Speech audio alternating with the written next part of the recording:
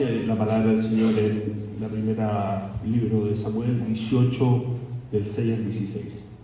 Aconteció que cuando regresaban, al volver David de matar a los filisteos, las mujeres de todas las ciudades de Israel salían cantando, danzando al encuentro del rey Saúl, con panderos, con cánticos de júbilo y con instrumentos musicales. Las mujeres cantaban mientras tocaban y decían: Saúl ha matado a sus miles y David a sus 10,000. Entonces Saúl se enfureció, pues este dicho le desagradó y dijo: han atribuido a David 10,000, pero a mí me han atribuido miles. ¿Y qué más le ha faltado sino el reino? De aquel día en adelante Saúl miró a David con recelo. Y aconteció al día siguiente que un espíritu malo de parte de Dios se apoderó de Saúl, y éste deliraba en medio de la casa mientras David tocaba el arpa con su mano como de costumbre. Saúl tenía la lanza en la mano y Saúl se arrojó la lanza, pues dijo: clavaré a David en la pared, pero David lo evadió 2 veces. Saúl temía a David porque el Señor estaba con él, pero él se había apartado de Saúl. Por tanto, Saúl alejó a David de su presencia, nombrándolo capitán de 1,000 personas, de 1,000 hombres. Y él salía y entraba al frente de la tropa. David prosperaba en todos sus caminos, porque el Señor estaba con él. Cuando Saúl vio que prosperaba mucho, le tuvo temor. Pero todo Israel y Judá amaba a David porque él salía y entraba delante de ellos. Hermanos, estas palabras del Señor. Muchas gracias, David, por esa lectura. Interesante que David lea esta historia de David. ¿Entendieron el chiste? Miren, si algo ha hecho Hollywood en mí, es provocar un deseo incontenible por llegar a ser un marino. ¿Cuánta película hay de estos tipos rudos, de altas capacidades físicas, capacidades tácticas, y con un alto honor, ¿cierto? Y con un deseo de defender a la patria y defender al mundo? O sea, si viene un ataque extraterrestre, ¿quiénes nos van a defender? Ellos.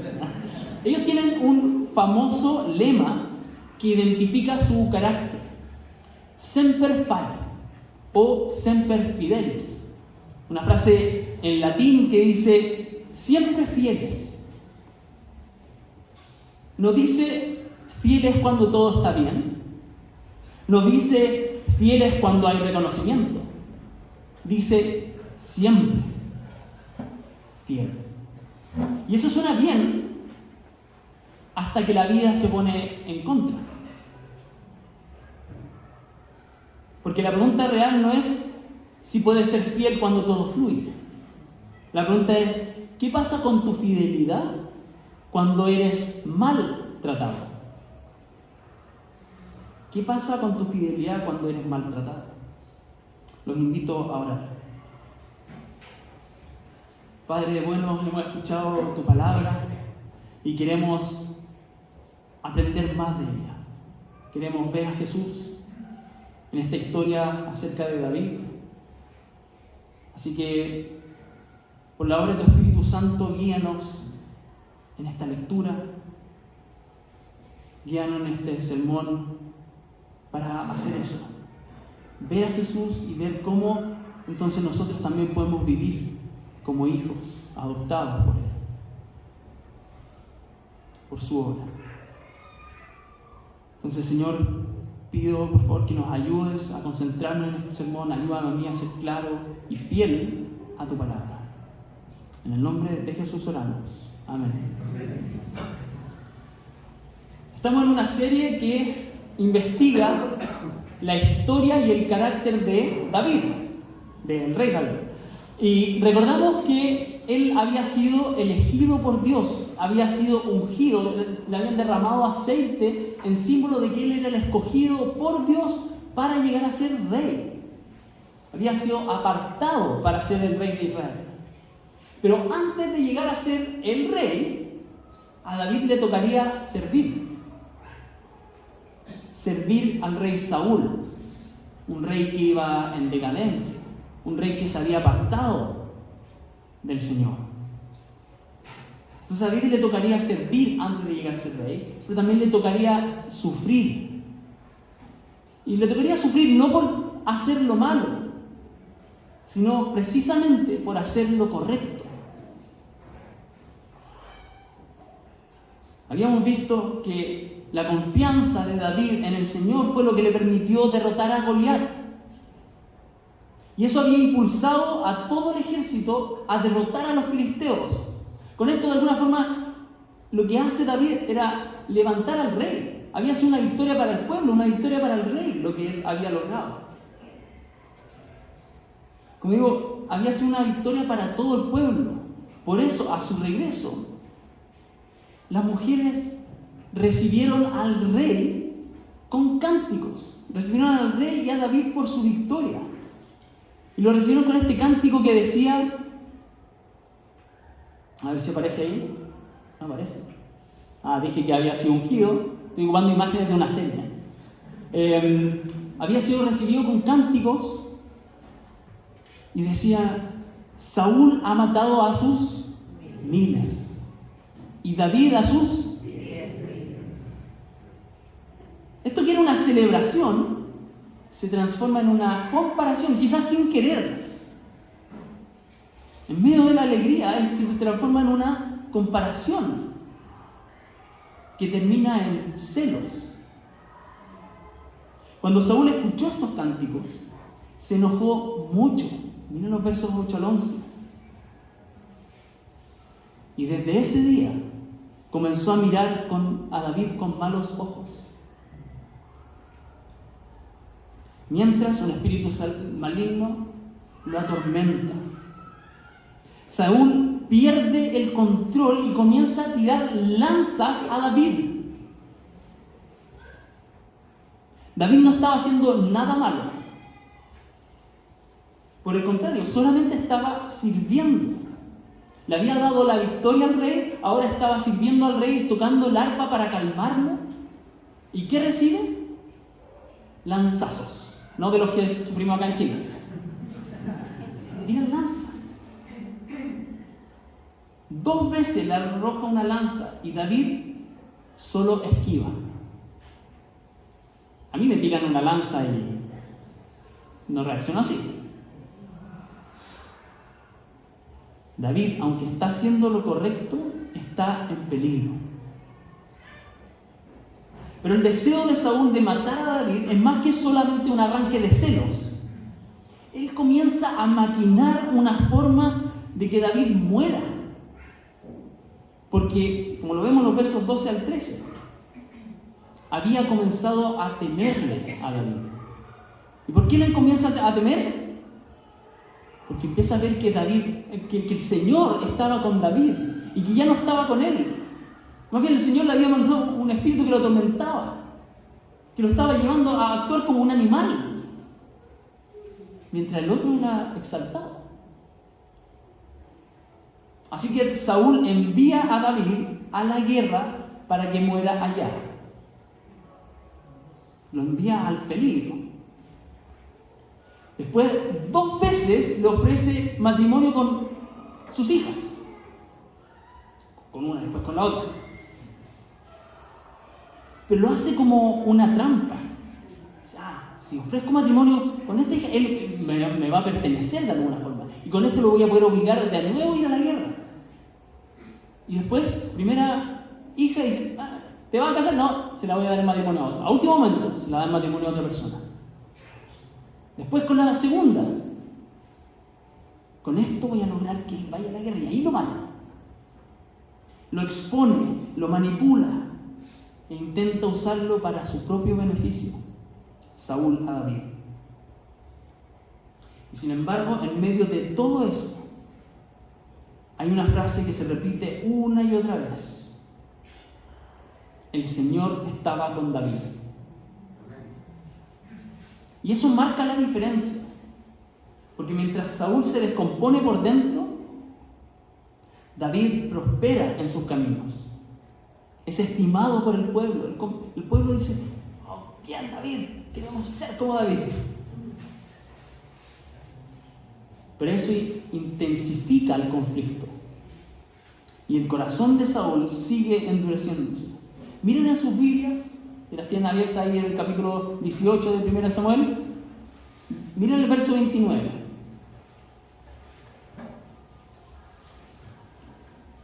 Dice, Saúl fue enemigo de David todos los días. Y así continúa la historia en los capítulos siguientes. Engaño, persecución, traición. Mientras que David servía fielmente. El ungido de Dios, David, sufriendo injustamente. Pero en medio de todo ese trato injusto, David se mantiene fiel. Mantiene su confianza en el Señor. Mantiene su fidelidad a Él. Espera los tiempos del Señor. No dice, ay, como yo fui ungido, entonces tomo el poder a la fuerza. Ahora me defiendo y mato al rey y ahora yo seré el rey. No, Él espera. Se mantiene fiel también a su misión. Se mantiene fiel a su posición como servidor. Él juró servir al rey y se mantiene en eso.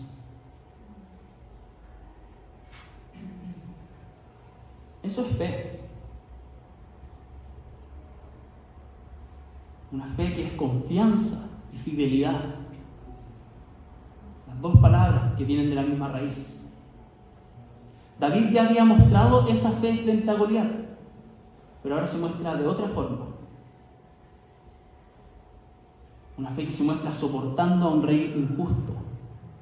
Eso es más complejo. No sé si más complejo, es diferente. Es más lento. Es más desgastante. David sigue sirviendo, sigue tocando el arpa, aun cuando eso lo exponga a morir. No responde con violencia, no toma venganza, solo esquiva. No busca adelantarse al plan de Dios. Aunque es enviado a la guerra para encontrar la muerte, él va sin objeciones y sin temor. Evidente. Cuando se le ofrece matrimonio en medio de manipulaciones, responde con humildad. Miren el verso 18. ¿Quién soy yo para llegar a ser rey, yerno del rey?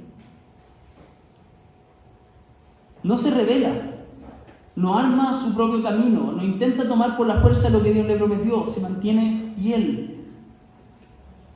Fiel a Dios, fiel a su rey, aunque lo último lo trate injustamente. Vemos entonces cómo el corazón de David dibuja el molde de una vida de fe. Que no es solo confiar cuando todo resulta bien, sino que es semper fidelis. Es siempre fiel. Aunque todo se ponga en contra, cuando es tratado injustamente, cuando es atacado, se mantiene fiel, se mantiene firme contra la maldad, firme en su posición, firme en sus convicciones, firme en sus valores, firme en su confianza en Dios, aunque tenga un alto costo.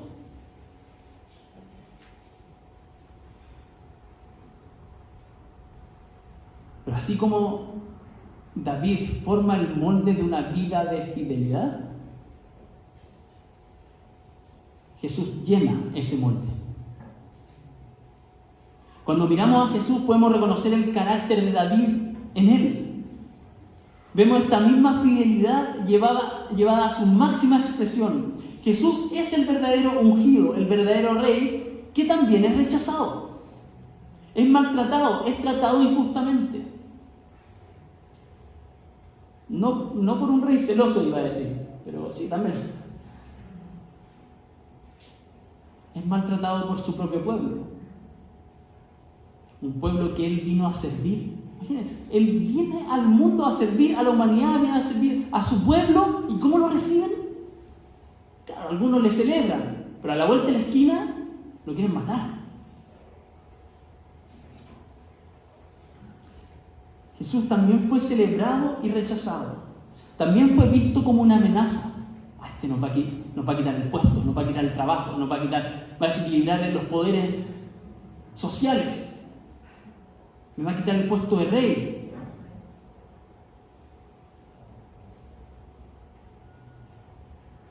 Jesús también, y de mejor manera, se mantuvo fiel, siempre fiel. Fiel a su Padre, mostrando obediencia a todo costo. Fiel a su propósito, a ese propósito que era traer el reino de los cielos a la tierra. Un propósito que significaba morir en la cruz. Se mantiene fiel toda su vida. Se mantiene fiel a sus valores de mansedumbre, de abogar por la verdad, proclamar la verdad. Se mantiene fiel a un corazón compasivo. Se mantiene fiel a su misión de servicio, incluso hacia quienes lo rechazan. Si mal no recuerdo, encontré a la rápida 21 ejemplos de estas cosas en los evangelios. Aquí algunos. Cuando Jesús es tentado en el desierto, lo vimos hace algunos sermones.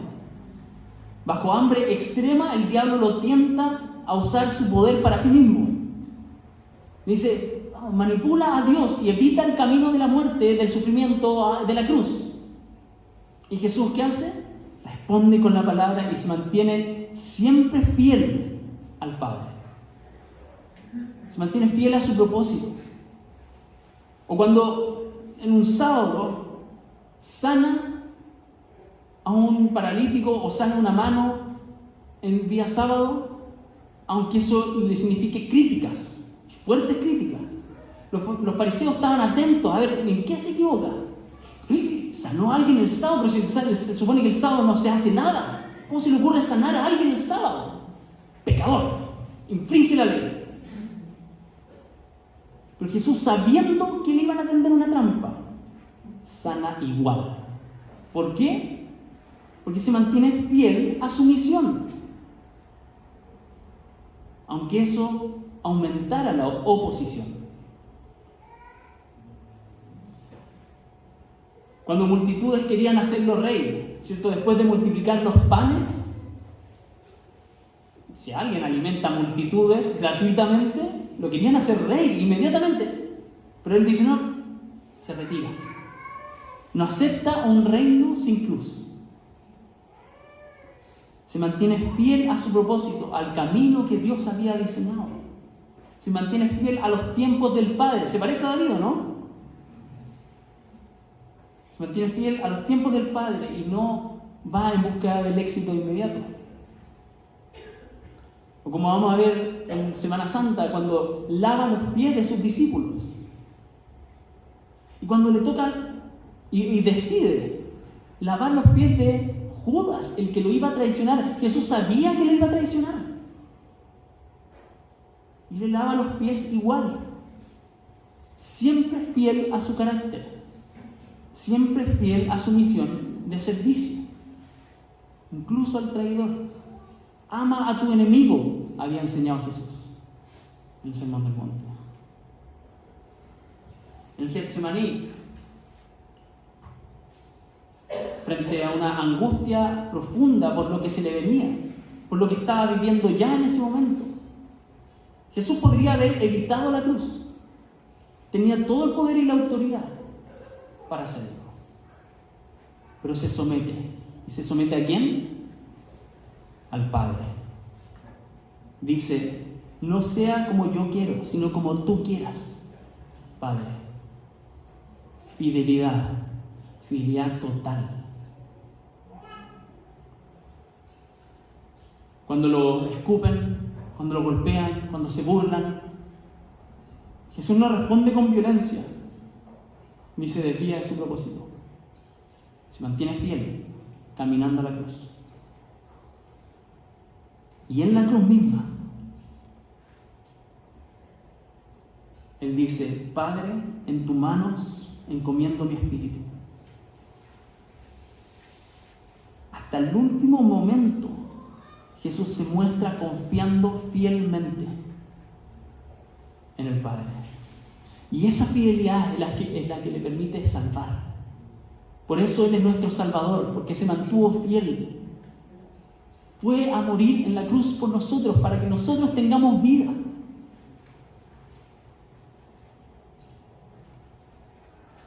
Jesús no solamente vivió así, sino que enseñó que esta es la forma de vida de su reino. Así funciona su reino.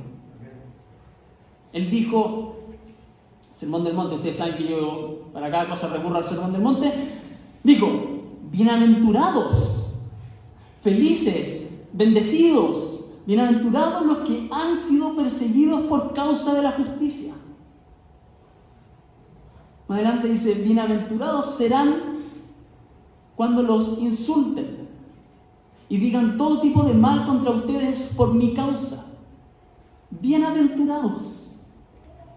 Regocíjense y alégrense, porque grande es su recompensa en los cielos. Es decir, esta no es una excepción en la vida cristiana. Es parte del camino del cristiano. Entonces nosotros estamos llamados a vivir así, como hijos fieles, ¿cierto? Él nos hizo hijos para que vivamos como Él, para que podamos vivir así, con una confianza en Dios que se traduce en fidelidad en medio de la vida real. Fieles a Cristo, fieles a su palabra, fieles a nuestro llamado, fieles a los valores del reino, fieles a nuestras creencias, fieles a sus mandatos. Y esa fidelidad se ve en lo cotidiano, se pone a prueba en lo cotidiano, en lo simple, en lo que nadie aplaude. Por ejemplo, en el trabajo. Cuando hiciste bien tu trabajo, pero otro se lleva el crédito. O cuando te evaluaron injustamente, o te pasan a llevar. Ahí aparece la tentación, empezar a hablar mal de otros, sabotear, devolver el golpe. Es cierto que hay un momento para exigir nuestros derechos. Estamos hablando de cuando en nuestros corazones se pone oscura la cosa.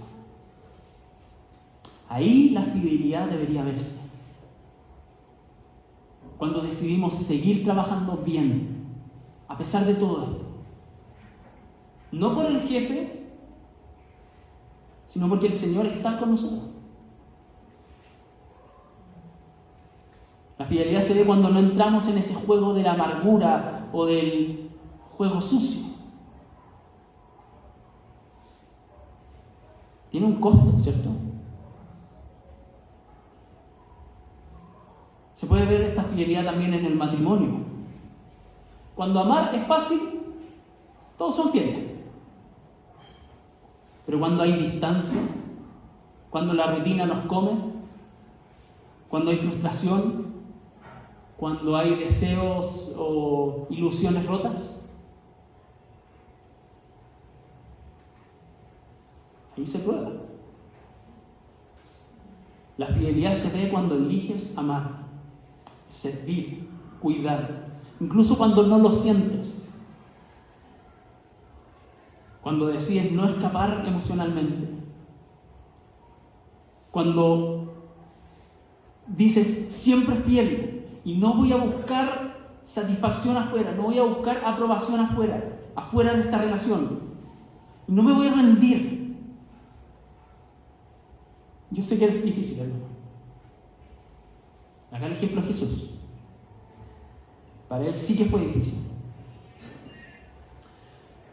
Esta fidelidad también se ve cuando o en nuestra relación con Dios, cuando nadie nos está mirando, cuando cuesta orar, cuando cuesta armarse una rutina para leer la Biblia. A veces es fácil leer la Biblia frente a todos, es fácil orar frente a todos. Bueno, para algunos no es tan fácil, pero ¿eres fiel cuando nadie te ve? Podrías simplemente dejarlo pasar. Pero ahí la fidelidad no es emoción, es decisión, es disciplina. Porque dice, es importante que yo hable con Dios, que le presente mis preocupaciones, que le pida todo, que le pida consejo, que le cuente qué me está pasando. Es importante abrir la Biblia y decir qué es lo que Dios quiere decirme a mí. Entonces, si es importante, busco la manera de practicarlo. A las 5 de la mañana, como lo hago yo. No, mentira. Me cuesta, pero busco la forma. Lo sigo intentando una y otra vez hasta que algo me resulte.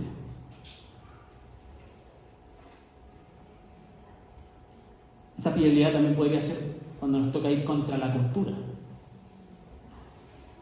Cuando es difícil sostener lo que creemos, o como el Señor nos invita a comportarnos. En conversaciones, en la universidad, en el trabajo, con los amigos, con la familia, donde también somos llamados a anunciar la buena noticia. Lo fácil sería callarse, ¿cierto? Y a veces hablar significa o tiene un costo. Siempre fiel en el llamado. Cueste lo que cueste, voy a proclamar a Cristo y voy a mantener mis valores y voy a mantener mi deseo de honrarlo. La fidelidad se ve cuando no negocias tu lealtad a Cristo, pero cuando te mantienes fiel a Él, reflejando su carácter. Porque a veces nuestra tentación es, me voy a mantener fiel a la verdad y me comporto como un pesado anunciando esa supuesta verdad. Hay que hacerlo como Cristo lo haría, manteniéndose firmes y humildes. Vivir así tiene su recompensa. Vivir siempre fiel tiene su recompensa. Lo escuchábamos en la historia de David.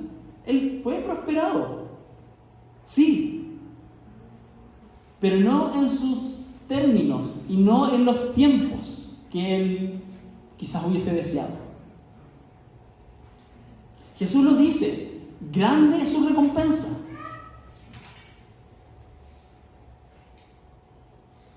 Ahí, en la última línea. ¿Pero dónde es la recompensa?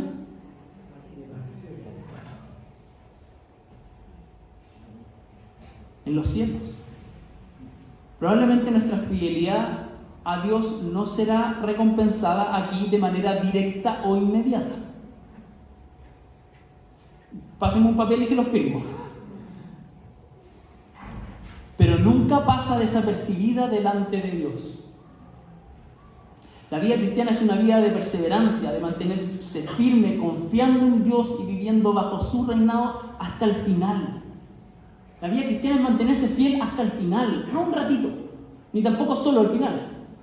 Es apenas conoces a Jesús, decir, me quiero mantener fiel a Él todos los días de mi vida. Y voy a encontrar la recompensa. Encontrarme con Él cara a cara. ¿Qué mayor recompensa quieres? Que ver a Dios cara a cara. Ver a tu Salvador. Recibir su amor eternamente. Entonces la invitación final es a preguntarnos, ¿estás dispuesto a vivir siempre fiel, cualquiera sea el costo? Porque ahí es cuando la fe se vuelve visible, donde deja de ser teoría y se transforma en vida. Y es cierto que vamos a fallar. Levante la mano el que ha fallado. Soy el primero. Levante la mano. Vamos a fallar. Por eso somos cristianos. Porque necesitamos un Salvador. Necesitamos a alguien que, como lo hemos hecho hoy, nos perdone vez tras vez. Y puede perdonarnos por lo que hizo Él en la cruz una sola vez.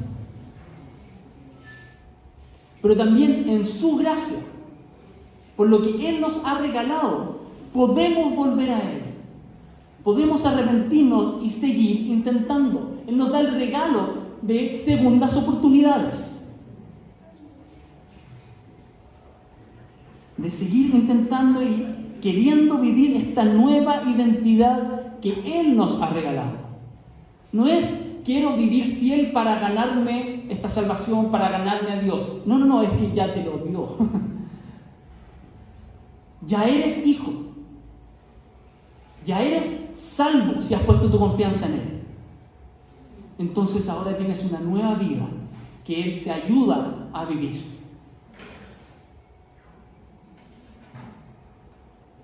Los hijos de Dios no están exentos de sufrir injusticia o dolores. Más bien, los hijos de Dios son los que en medio y a pesar de todo eso permanecen fieles porque son hijos de Dios. Los invito a orar.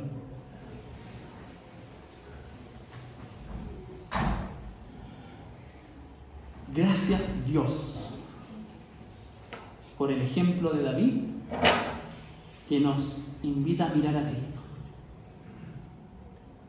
Gracias, Jesús, por tu fidelidad. En todo momento, hasta dar tu vida ahí en la cruz para nosotros, por nosotros. Señor Jesús, queremos vivir como tú vives, como tú viviste. Por eso, en el poder de tu Espíritu Santo, transfórmanos. Muéstranos cómo vivir siempre fieles. Recuérdanos esta verdad en los momentos difíciles. Que sea el poder de tu Santo Espíritu el que nos impulsa a vivir de esta manera diferente. Y llévanos a seguir meditando en estos pasajes. En el nombre de Jesús oramos. Amén.